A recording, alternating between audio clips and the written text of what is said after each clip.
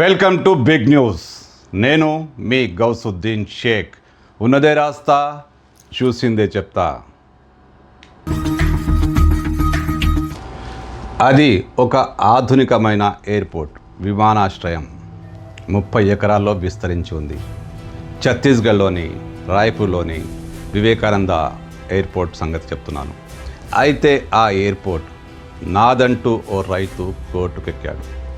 తాజాగా జరిగిన సంఘటన కాదు, గత కొంతకాలంగా కొన్నేళ్లుగా పోరాటం చేస్తున్నాడు.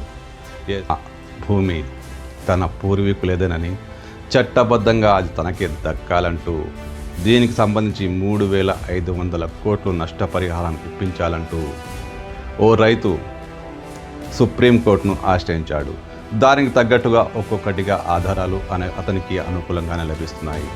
ఎయిర్పోర్ట్ నాదే, దానికి సంబంధించిన నష్టపరిహారం నాకు ఇవ్వాల్సిందే అంటూ ఇప్పుడు సుప్రీంకోర్టులో ఆ రైతు వ్యవహారం సంచలనంగా మారింది. రైతు పేరు అశ్విని బండే.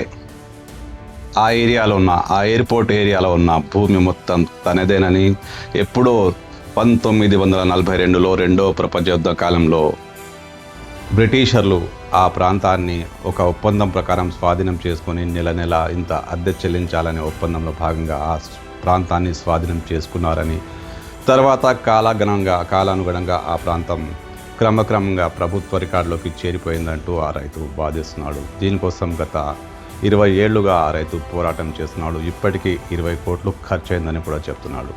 సుప్రీంకోర్టులో రకరకాల పత్రాలతో అతను పోరాడుతున్నాడు.